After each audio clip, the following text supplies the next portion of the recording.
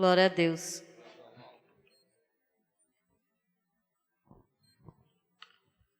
Aleluia.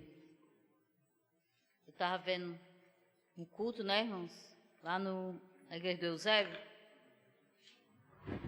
Sei quantas pessoas usaram o mesmo microfone. Era só passando. Passando. Digo, eita, Jesus. Só Jesus para proteger esse povo, né? E a irmã que foi cantar, ainda uma cantoria que chega você de longe via as gotículas de saliva indo direto para o microfone. E às vezes a gente nem, se atenta para isso. É muito bom que veja essa questão de passar o álcool, né, também no microfone, porque a gente com certeza solta gotícula no microfone e às vezes nem está atento para essa questão, né? Então vamos lá, eu vou fazer que nem aqueles pregadores que dizem assim: se eu fosse embora agora, já estaria completa, né? Porque já teve bem umas 2 pregações aqui, não foi? Uma no Salmo 23, outra em Jó, capítulo 8.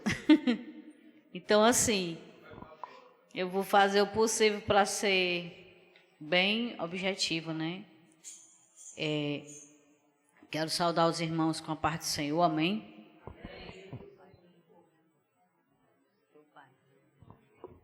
Então, assim, vamos meditar lá em 2 Crônicas, porque como hoje é um culto chamado Culto da Vitória, né?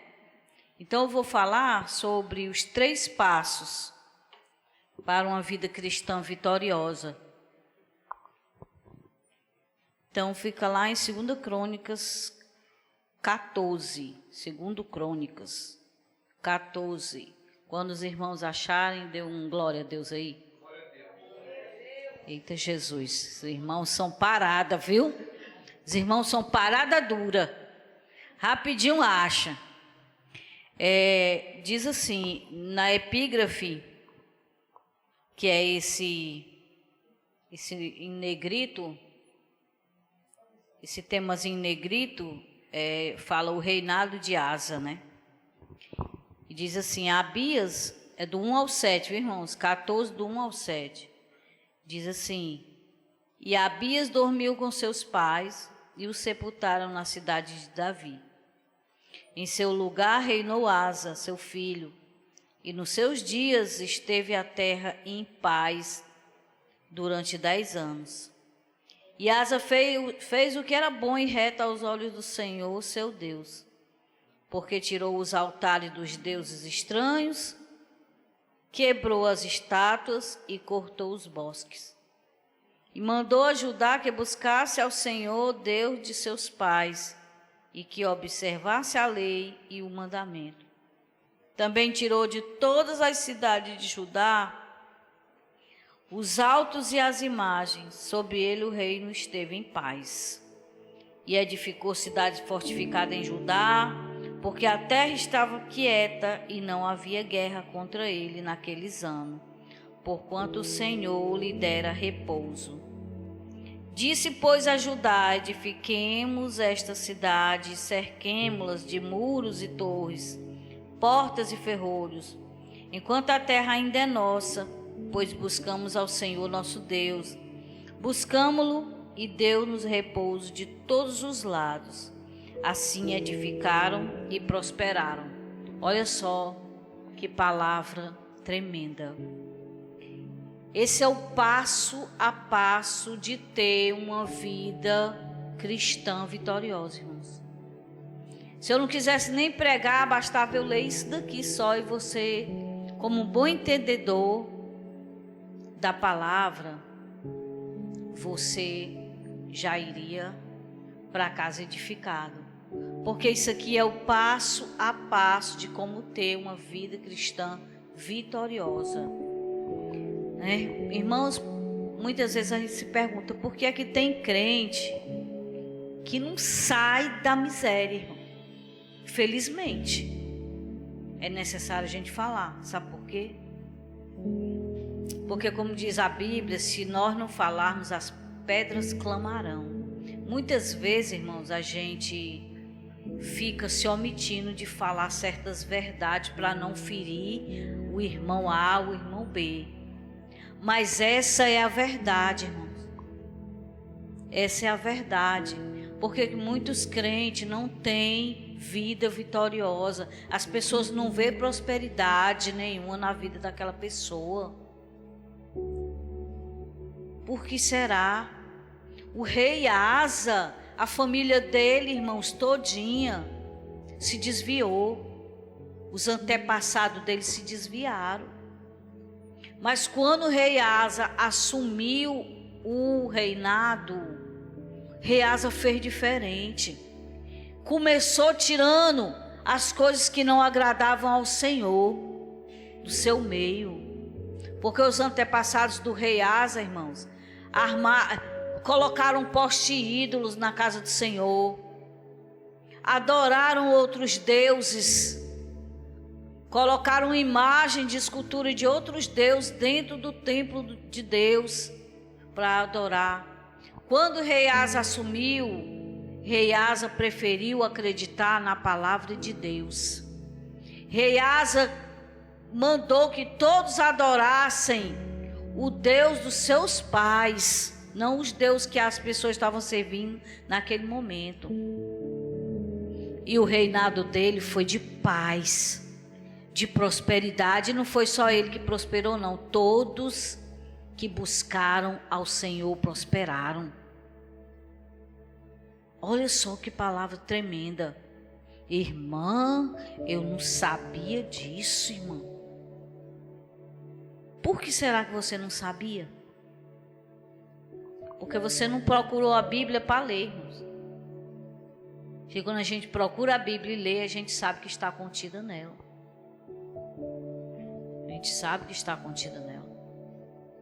É necessário que nós tenhamos curiosidade, irmãos, para saber o que está contido nessa palavra. Meu Deus, por que eu dou um passo para frente e 3 para trás? Por que será? A Bíblia é bem clara. Está buscando a Deus, está se alimentando. Irmãos, o cristão que ele não, a pessoa que não se alimenta, irmãos, qual é o que a gente descreve de uma pessoa que não come? Está morta de fome. Criatura dessa está passando fome. Às vezes você é uma pessoa tão magrinha, meu Deus, dá uma pena. Meu Deus, uma pessoa dessa não está vivendo bem, né? A pessoa dessa, magra desse jeito, está necessitada de comida, está passando fome. Uma pessoa com fastio, irmão, não como porque acredita, irmã, que eu não, quando chega na hora de comer, me dá uma coisa que eu não nem o cheiro da comida me agrada. Aí você vai dizer assim, uma pessoa dessa está com problema, está doente. Uma pessoa que não quer comer, está doente. Uma pessoa quando emagrece muito, tem uma enfermidade e emagrece muito, as pessoas dizem logo o quê? Está com câncer. Agora tu imagina o espírito das pessoas que não querem buscar Deus. O espírito das pessoas que não leem a Bíblia. O espírito das pessoas que não se alimentam da palavra. Está definhando, irmãos. Está definhando. Tem que ir para o prédio espiritual. Comer aquela ração que eles fazem para as crianças. A ração nutricional. Para poder a criança criar ânimo e ficar fortalecido. Cristão que não lê a Bíblia, irmão, é cristão que não tem sustento espiritual, né? É como certas pessoas que vai no médico, o médico passa logo sustagem, aqueles com mais poderoso, vitamina disso, daquilo, Porque senão a pessoa entra em colapso. Não pode, não tem condição de uma pessoa viver sem se alimentar. Da mesma forma é o nosso espírito, ele não pode viver sem um alimento, que é a palavra de Deus, irmãos. Não pode, né? Então a introdução: é triste pensar e dizê-lo, mas há muitos cristãos que nunca obtêm vitória que Deus lhe deu. A principal razão pela qual muitos não conseguem obter a vitória que Deus dá a todo cristão fiel é porque muitos não estão alimentando o seu espírito. Existem muitos cristãos que apenas lê, medita na palavra de Deus no dia em que frequentam a igreja. Irmão, eu já vi crente dizer assim: irmão, eu gosto da nossa igreja porque lá a gente lê a Bíblia. Aí eu fiquei só pensando aqui, em casa não lê não, hein? Mas é assim. Então o que é que nós precisamos fazer para impedir que isso aconteça na nossa vida, irmão? Que a gente seja esse cristão que não busca ao Senhor.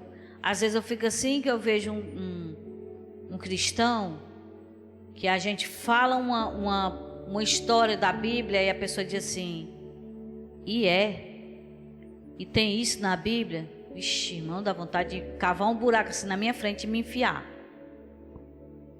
E tu não sabe não, cristão, que tem isso na Bíblia? Eu tenho uma amiga que ela é muito católica, muito, muito, católica roxa mesmo.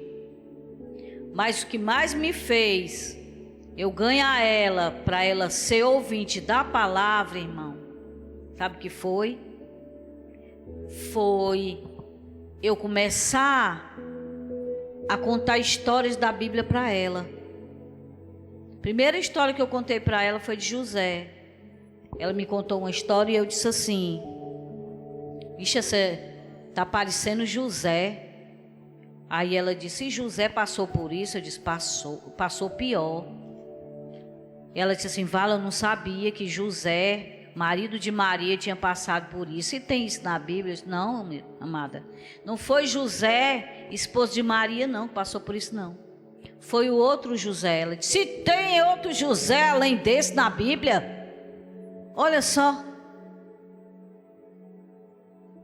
Porque eu não quis, né, que virasse uma discussão, uma conversa, mas quase que eu ia dizer assim: o que é que vocês aprendem na missa de vocês? Não é Bíblia, não?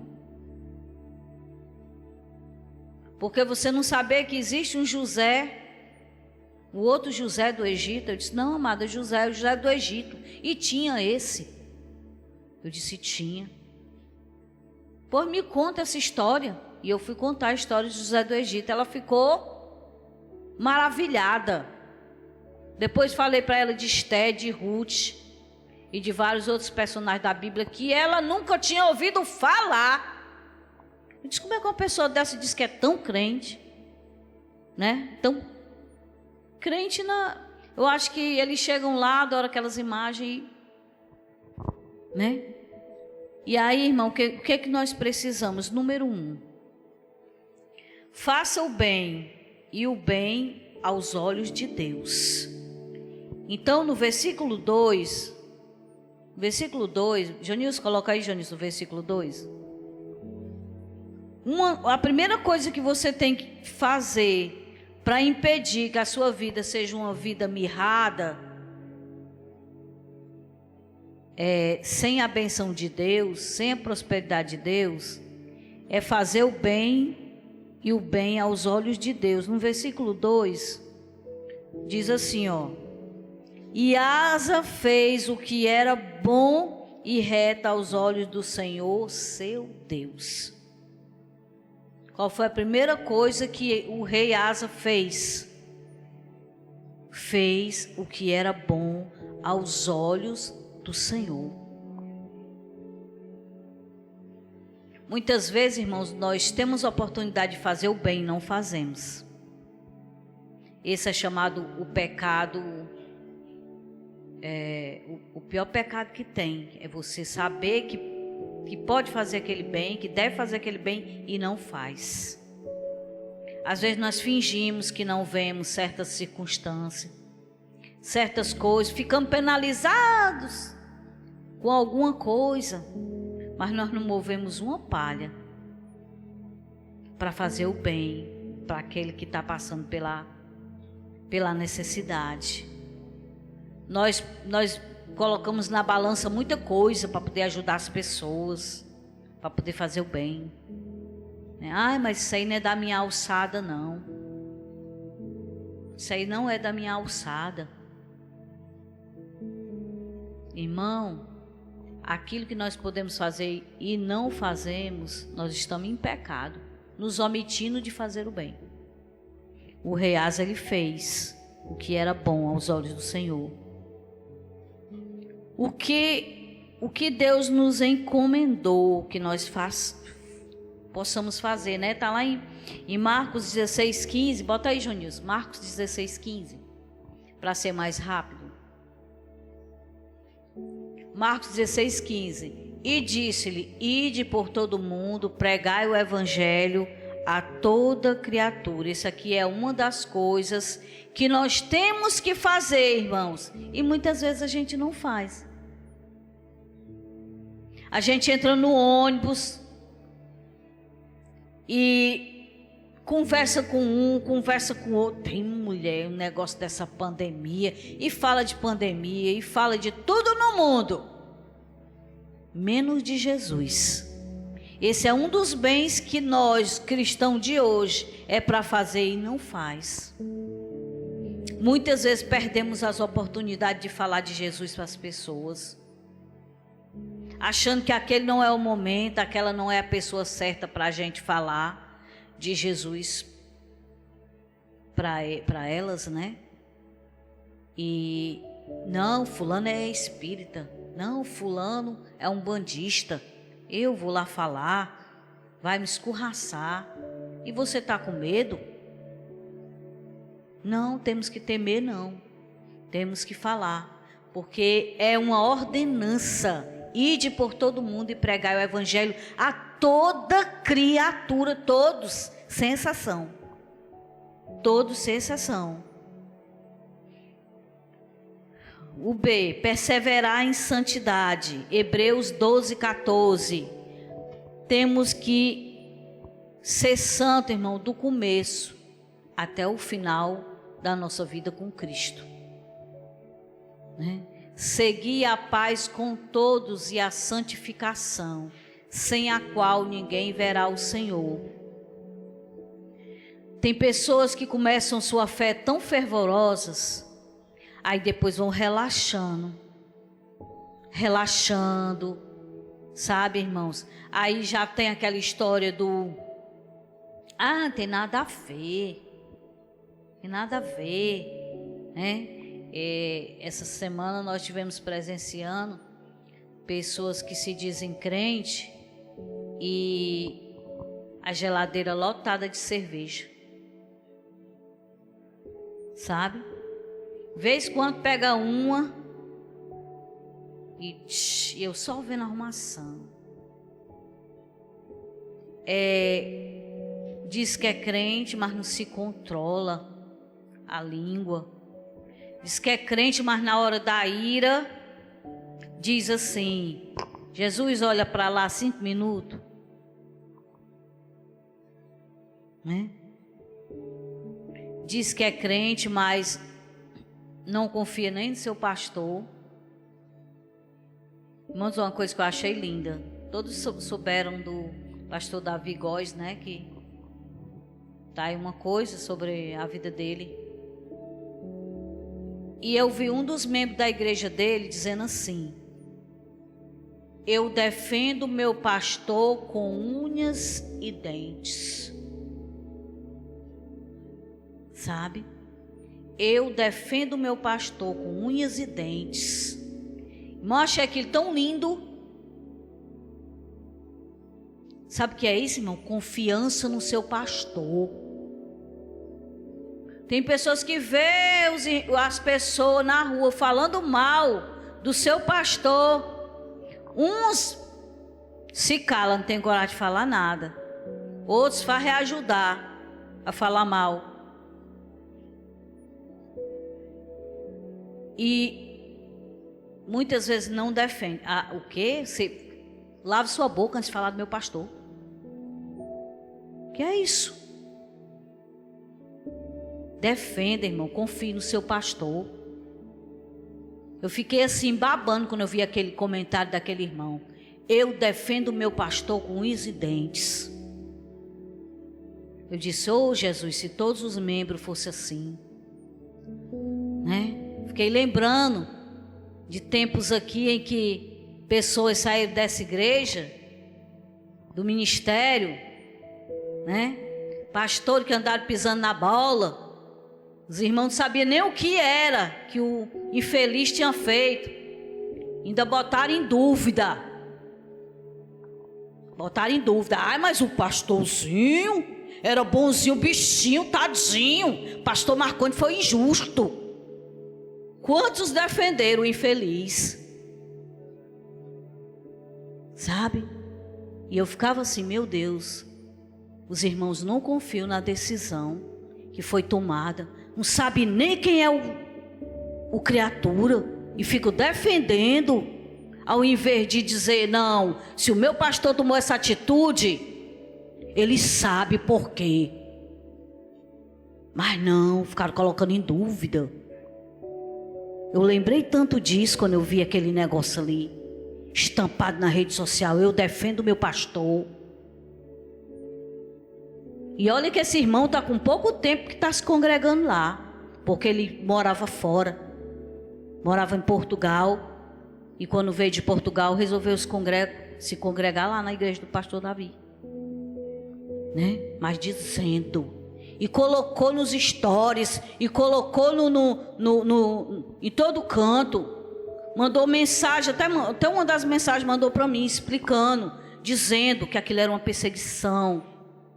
Eu disse, meu irmão, eu sei o que é vida de pastor, porque eu convivo com um. Eu sei das perseguições que se levantam, né? Então, pessoas assim, bota para pregar, para tu ver. Aqui em cima, cria até asa e a auréola vem logo aqui, para a cabeça, igual um anjo, né? Então, outra coisa que nós temos que fazer, amar a Deus acima de todas as coisas. Irmão, o Senhor tem que ser prioridade na nossa vida. Marcos 12:30, coloca aí, Jonilson. Marcos 12:30. Estou dando aqui as referências, irmão, sabe por quê? Porque muitas vezes a gente quer questionar até o que é dito, né? Então diz assim, amará, pois, ao Senhor teu Deus. Eu gostaria que os irmãos lessem comigo. 1, 2, 3.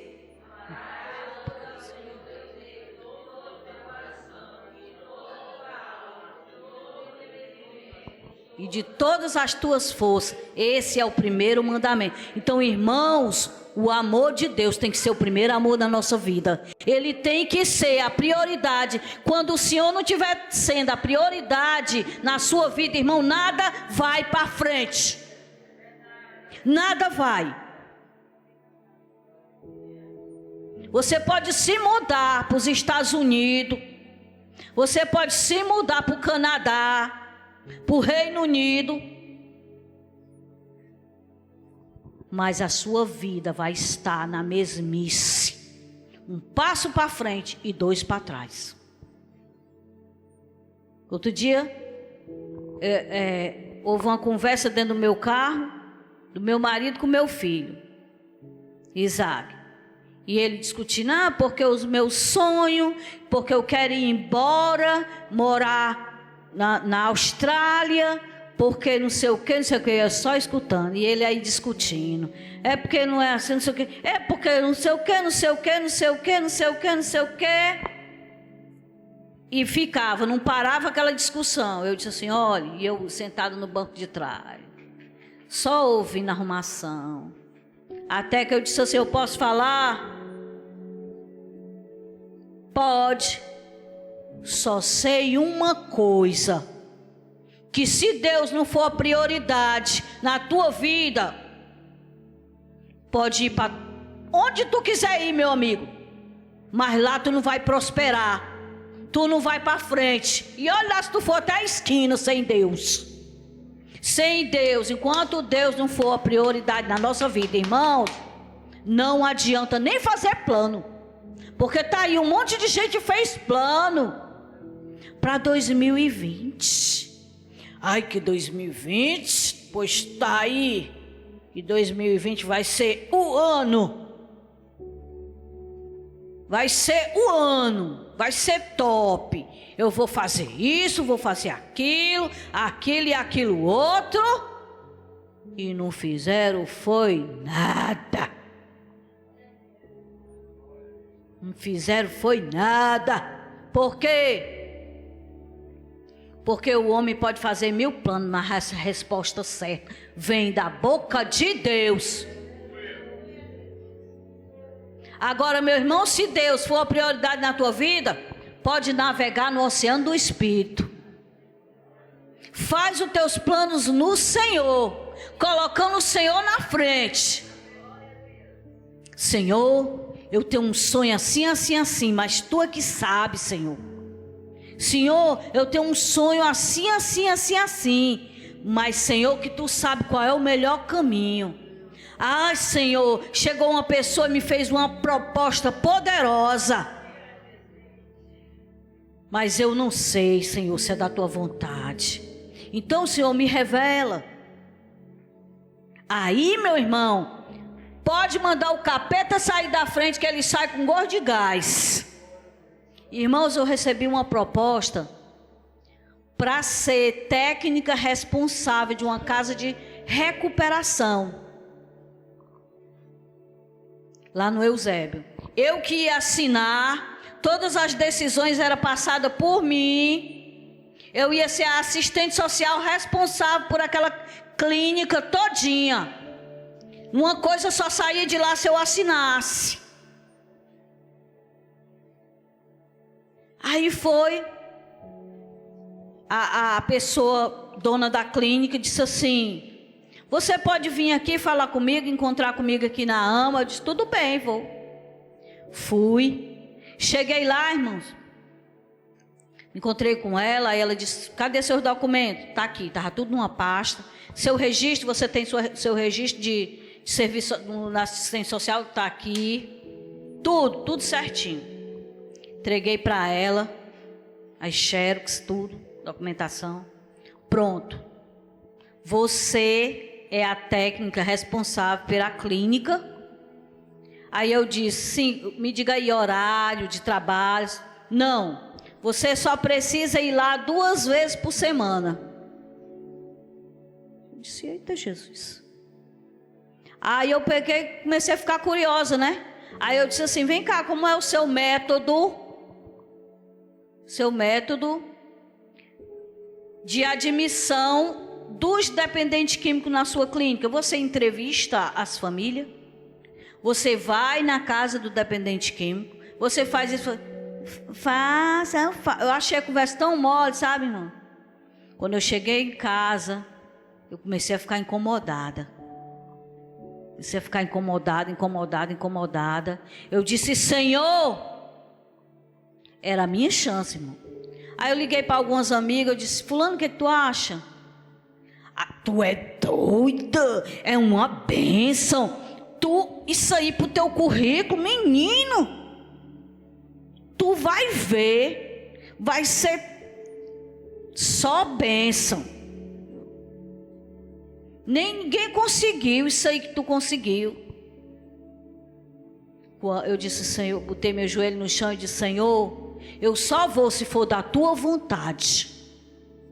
Se não for, eu não vou. Quando foi no outro dia de manhã, uma amiga minha ligou para mim e disse, Ju, eu tive um sonho que eu ia para um lugar que eu não conhecia e um homem saltava na minha frente para me matar com uma espada deste tamanho.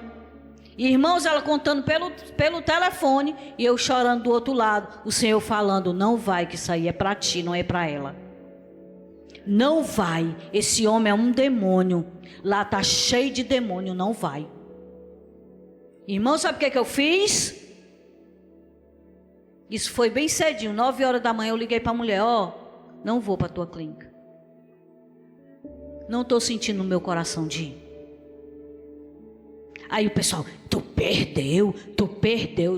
Perdi, mas ganhei, porque o Senhor não estava na frente disso. Cuidado, irmãos. Cuidado com aquilo que Deus não está na frente. Que tu muitas vezes abre a boca e diz assim, é de Deus. Mas é de Deus. Será que é mesmo? Porque muitos disseram é de Deus e hoje estão afastados do Senhor. Muitos disseram, né? Então, segunda coisa que você deve fazer para você não ver a sua vida sem vitória: remover os altares. No versículo 3 ao 5 diz assim, lá de Crônicas: porque tirou os altares dos deuses estranhos, quebrou as estátuas, cortou os bosques, e mandou Judá que buscasse ao Senhor, Deus de seus pais, e que observasse a lei e o mandamento. Também tirou de todas as cidades de Judá os altos e as imagens. Sobre ele o reino esteve em paz. O que ele fez, o rei Asa? Tirou todos os deuses estranhos, irmãos. Todos os ídolos, todas as imagens. Ele tirou. Então a primeira coisa que tu tem que fazer, irmãos, é eliminar a idolatria. Ah, irmã, mas eu não idolatro nenhuma imagem. Mas às vezes idolatro uma pessoa, um artista. Tem gente, irmãos, que enfrenta tudo para ir para um show evangélico. Irmãos, eu vou dizer uma coisa para você, bem sincero, no meu coração, não faço questão. Porque eu já vi crente aos pulos, na frente de palco, de cantor evangélico. O que é isso? É adorando a Deus? É idolatria, irmão. Cuidado para aquilo que tu diz que é adoração, não ser idolatria. Tem gente que idolatra pastor, você sabia? Mas o pastor ali sim, ali prega a palavra, né? A minha própria irmã dizendo, né? Ali sim, na videira, ali pastor, ali prega a palavra. Eu disse, qual é a Bíblia que ele usa? Não é a mesma nossa, não? Nem está lá. Nem está lá. Porque aquele pastorzão que ela idolatrou, não olhou nem para a cara dela, para saber se era rosa, se era branca, se era azul. Então, irmão, ninguém tem que estar idolatrando pastor, não. A gente tem que ser obediente como servo bom e fiel. Tem que confiar como pessoa idônea, mas nunca idolatrar. Eu já vi muitos que saíram daqui, né, botando nas redes sociais: esse pastor é top, esse pastor é esse aquilo. Não ouvi nenhuma vez dizer: esse Jesus é top, esse Jesus é que é o cara. Não, é o pastor. Irmão, tira o ídolo da sua vida. Elimine como você elimina uma mancha da roupa. Que às vezes não é fácil, né? Você eliminar uma mancha da roupa. Mas elimine.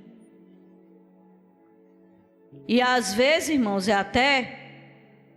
a idolatria é até dentro da sua própria casa. Você idolatra um filho, você idolatra o marido. Se o marido bater o pé, não vou para o culto hoje. Meu marido, lindo, idolatrado, santificado, diz que não. Tem mulher que faz uma propaganda tão grande do marido que as amigas querem tomar o marido. Da propaganda tão grande que a pessoa faz do marido. E às vezes transforma até em idolatria.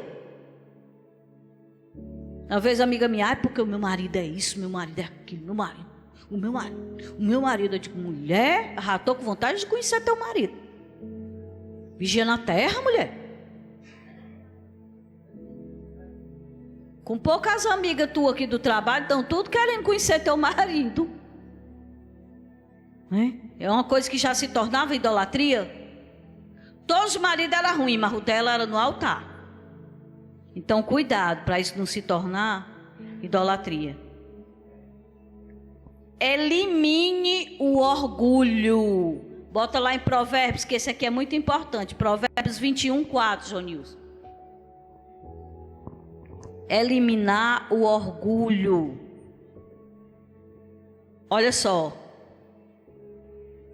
Olhar altivo, coração orgulhoso e até a lavoura dos ímpios são pecado. O que é isso? Irmãos, você pensa que não tem pessoas aqueles que olham assim para você? Aqueles que dizem assim, tá pensando que tá falando com quem? Eu sou o doutor aí das quantas. Infelizmente, tem até pastor falando assim. Tá pensando que tá falando com quem? Na minha igreja só tem juiz, só tem médico, só tem advogado. Doutor é nos pés das canelas. Tá falando isso com o quê? Com orgulho. Aqueles que dizem assim, ó, tá pensando o quê?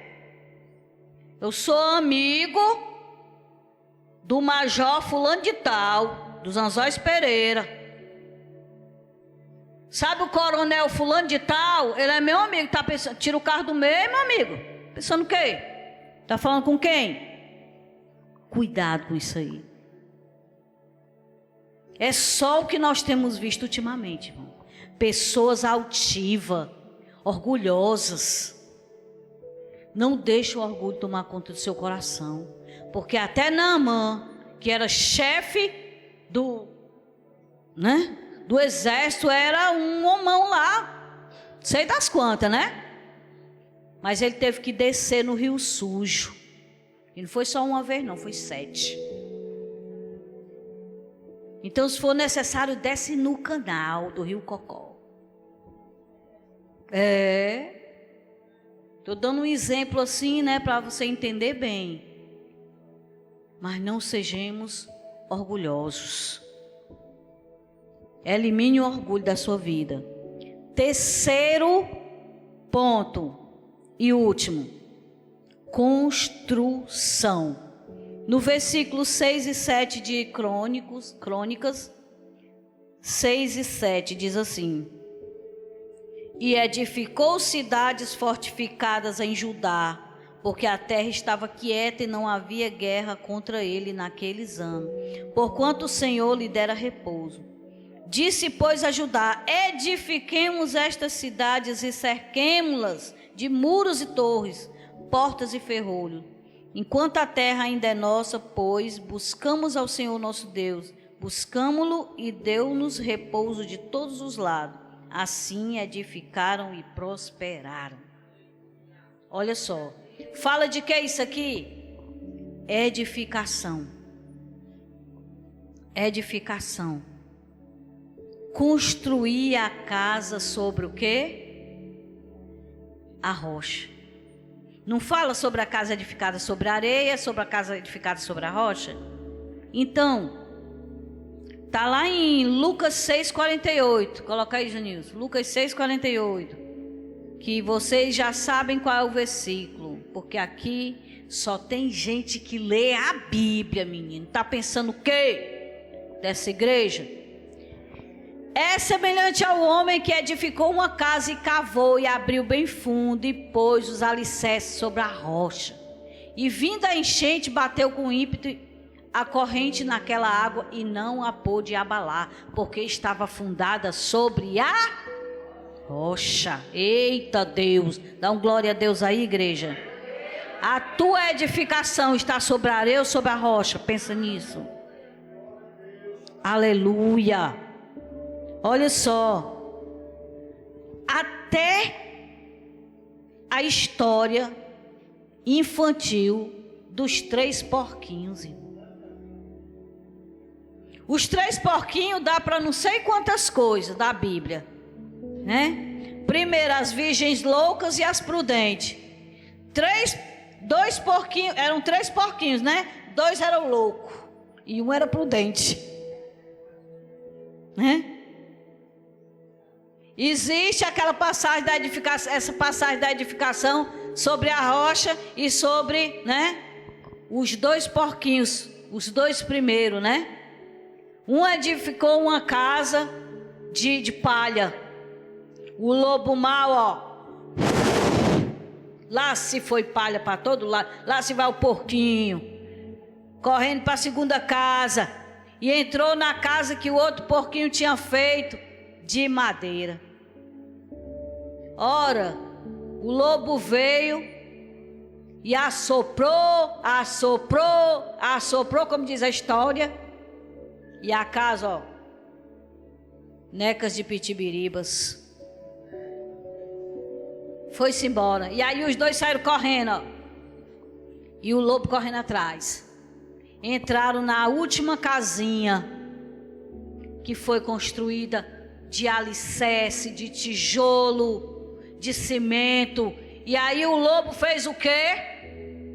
Assoprou, mas não conseguiu derrubar aquela casa. Minha gente, até a fábula infantil está ensinando para nós as coisas. E a gente não aprende. Pelo amor de Deus. E o lobo mau não conseguiu pegar os outros 2 porque eles correram. Eles fizeram que nem quem? As virgens loucas, batendo na porta. Por favor, abre-nos a porta. Só que na história, como a história tinha que ter foram felizes para sempre no final, né? O outro porquinho abriu a porta para eles, mas o noivo não abriu a porta para as virgens loucas dessa vida. Então, construa a sua casa, ou seja, a irmã quer dizer que eu tenho que fazer outra casa? Não, é a sua casa espiritual, é a sua fé. Construa a sua fé, irmão. Irmão, quem tem a fé construída em cima da rocha, pode vir o que vier. Pode vir pandemia, pode vir endemia, pode vir o que vier, né? Não se desesperará, porque sabe que pode contar com o Deus que é a nossa rocha. Pode contar, irmãos. Não tenha medo, não fique abalado.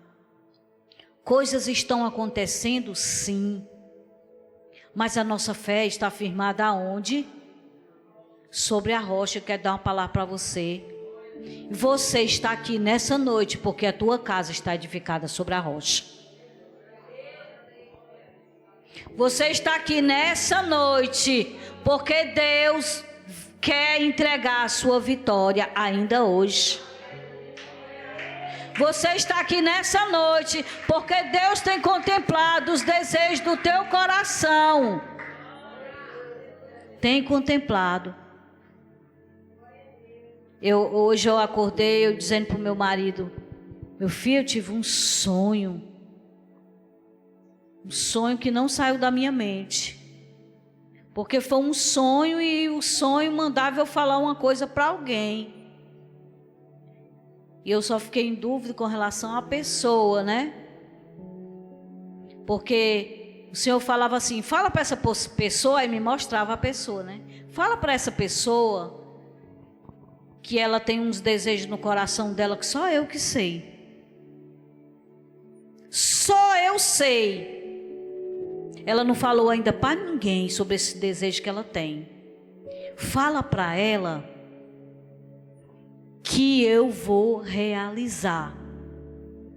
Aí no sonho eu questionava: Senhor, Tu vai realizar o desejo do coração dessa pessoa. Essa pessoa, Senhor, nem te buscando não está. Não está tendo vida com Deus, está desviado, e Tu vai. Ele disse assim: vou, se ela me buscar, aí sim eu entrego. Vou entregar sim, minha serva, se essa pessoa me buscar.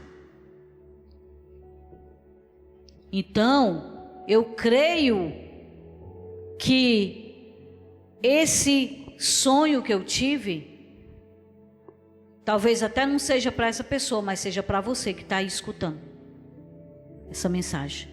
Você que está assim, ó, tomando posse: eu quero para mim, Senhor, essa vitória aí.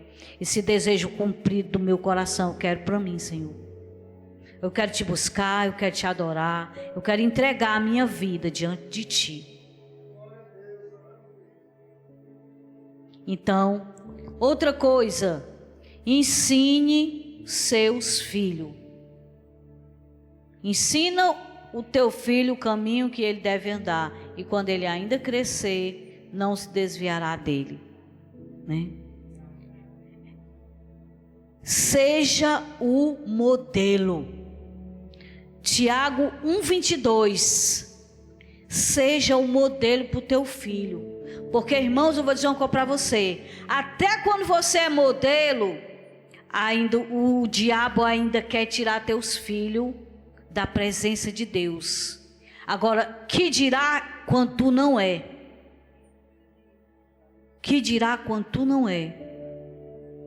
E quando você foi modelo a vida inteira, teus filhos se desviam e você diz assim: Senhor, eu fui tão exemplo, não pisei na bola.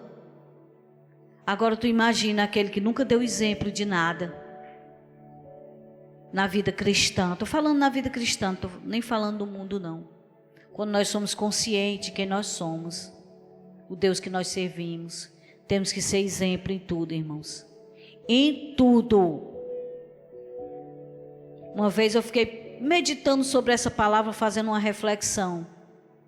Eu estava numa sala lá na creche, e foram chegando as crianças, e cada uma com uma atitude diferente. Uma professora se dirigiu para mim, a professora da sala, e disse assim: Ju, oh coisa incrível, tu acredita que essas meninas aqui, cada uma delas tem a mania do pai ou da mãe deles? É a mãe toda inscrito. Tem um aqui que não se enxuga. Ela pode não trazer a toalha dela, mas também ela não se enxuga de ninguém. Mas sabe o que é, Ju? A mãe dela é desse jeito. Aí tem um aqui e foi falando, e eu só captando o que Deus estava falando para mim naquele momento. Temos que ser exemplo, irmãos. Porque mesmo que eles se desviem, mas um dia eles vão dizer assim: mas o meu pai estava orando por mim, a minha mãe orava, a minha mãe ia para a igreja, a minha mãe, aconteça o que acontecesse, ela não queria nem saber. Ela estava na igreja. Eu fiquei preocupada porque aquele telefone tocou aqui, e eu fui olhar, era o pai dele, né? Eu disse: vixe, ele nunca liga, principalmente em horário de culto. Depois eu lembrei que eles lá iam comprar um porco, linguiça, não sei o que, iam fazer um churrasco e queria que a gente estivesse lá. Mas nós somos os diferentões da família. Pode ter o churrasco que tiver, banhado com óleo feito de ouro, mas se tiver culto na igreja, irmãos, a gente prefere, a gente escolhe Deus. Prefere escolher Deus, porque Deus é melhor do que tudo. Deus é melhor do que tudo. Sabe? Tem gente que troca Deus por um prato de comida, né? Troca Deus por um prato de comida. E nós não, mas nós aqui da igreja, nós somos santos. né? Ou igreja santa essa daqui. Oh, glória a Deus. Então, seja um modelo, aprofundar o nosso relacionamento com Deus, fortalecer a nossa vida de oração. Isso aqui é o mais importante, né? 1 Tessalonicenses 5,17. Vai lá. 1 Tessalonicenses 5,17 e o 18. Orai sem... Só vocês, irmãos. Em tudo, porque esta é a...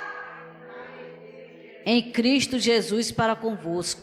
Ou seja, qual é a vontade de Deus sobre as nossas vidas? Que nós venhamos dar graças a Deus por tudo. Muitas vezes, irmãos, a gente, sem querer, a gente fala, né? Alguém pergunta, tá bem? O que a gente diz? A gente nem responde que tá bem. Qual a primeira coisa que a gente diz? Tu tá bem, Lúcia? Aí você diz o quê? Graças a Deus. Nem responde. Mas muitas vezes nós falamos isso, irmãos, inconscientemente, só pelo costume de falar isso. Mas nós temos que de agora em diante, nós estarmos atentos. E quando a gente for dizer, graças a Deus, a gente dizer assim com o coração cheio de gratidão a Deus, porque tudo está bem. Olha nós aqui. Olha nós aqui. Né, irmã Lourdes? Olha nós aqui hoje. Às vezes eu vejo uma pessoa triste, muitas vezes sem motivo, sabe? Aí eu fico assim, pensando os dias que eu passei dentro dos hospitais, as noites todinha que eu nos estágios que eu fazia, eu dentro dos hospitais, sabe? E quando eu chegava em casa, ele dizia assim: essa vida não dá para ti,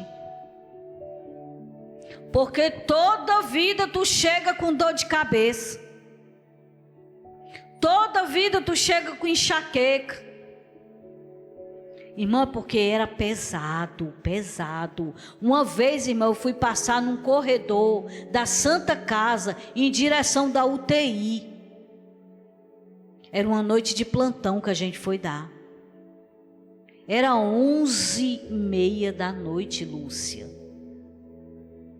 Olha o tamanho das imagens, do meu tamanho as imagens.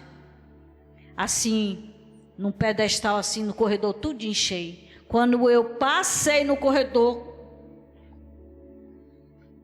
morrendo de medo, que eu olhei uma imagem saindo do canto, vindo atrás de mim. Irmãos, eu cheguei nessa UTI, só Deus sabia como era que estava o meu coração. Aí me diga, uma pessoa chega em paz, em casa, num negócio desse? Eu sabendo que aquilo ali era, sabe?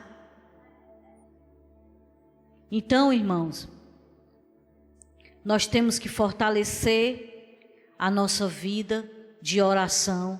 E quando nós temos uma vida fortalecida em oração, nós damos graças a Deus por tudo. Por tudo. Sabe aquele dia difícil que tu abre a geladeira, o que temos para almoçar hoje? Ovo. Oh, glória! Eu amo ovo.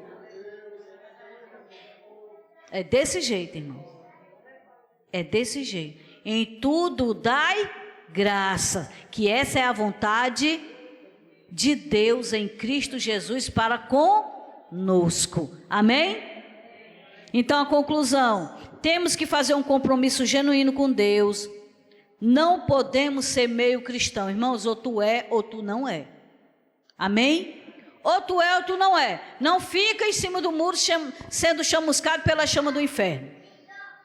Sabe por quê? Porque o muro é do diabo. O muro é do diabo. Se tu está em cima dele, há algo de podre no reino da Dinamarca. Então sai de cima do muro. Como cristãos fiéis, não podemos permitir que o mundo dite a maneira que nós pensamos e agimos. Cuidado com as regras e as coisas do mundo. Para você não estar seguindo à risca as coisas do mundo e Deus está em segundo plano.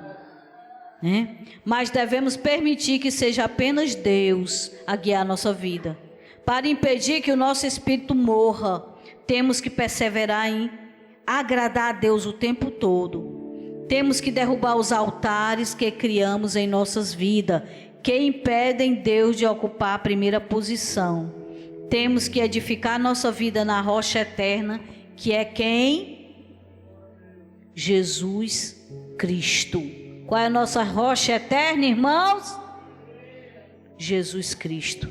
Que essa noite o Espírito Santo se revele na tua vida de alguma forma. E que venha trazer paz ao teu coração, prosperidade para a tua vida. Lembre-se, mais um ano está chegando ao fim. E mais um ano se inicia, graças a Deus. Mas que nesse ano, irmãos, tu não venha colocar toda a tua confiança num ano que está entrando, porque são apenas dias. Mas coloca a tua confiança no Senhor, porque de agora em diante, irmãos, nós estamos num barco. E o piloto desse barco é Jesus. Então tu tem que confiar inteiramente nele. Pode vir as ondas do tamanho que for, mas tu tem que confiar nele. Amém? Irmãos, domingo